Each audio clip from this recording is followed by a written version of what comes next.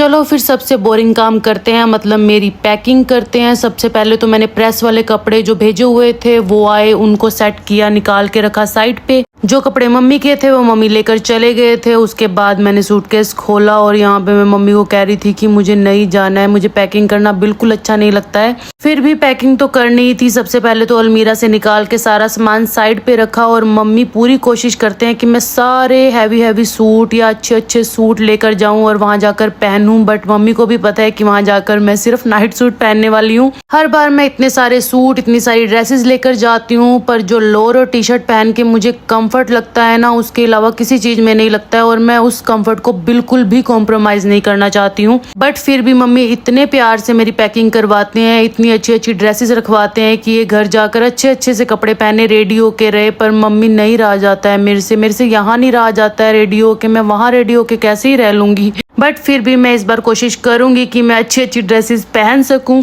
और जितने आराम से और जितनी सफाई से मैं अपनी पैकिंग कर रही हूँ ना, थोड़ी देर बाद इसी को मैं सारा कुछ ठूसने वाली हूँ, क्योंकि ऐसे पैकिंग मेरी चली जाए ये तो हो नहीं सकता है। सबसे पहले तो मैंने अपनी राखियां ढूंढी और उनको रखा, क्योंकि स्पेशल मैं राखी के लिए ही तो जा रही हूँ। राखियां रखी, अपना सारा सामान रखा। उसके बाद जो बच्चों का सामान बच गया था, मतलब कि ये डायपर बैग जो इतना बड़ा था, उनके सूटकेस में तो आने नहीं वाला था, तो मैंने अपने सूटकेस में रखा। और जैसा कि मैंने कहा था कि एंड में तो मैंने ठूसना ही है सारा सामान। बच्चों को मम्मी इतनी सारी चीजें लेके देते हैं, इतना सारा स्टॉक इकट्ठा हो जाता है कि चीजों के बिना तो आरू अब कहीं भी नहीं जाती है। फिर भी मैंने सारा ठूस के सामान पैक किया और फाइनली मेरी पैकिंग ऑलमोस्ट डन है, प्रॉपर डन है, ये तो मैं कह ही नहीं सकती कभी।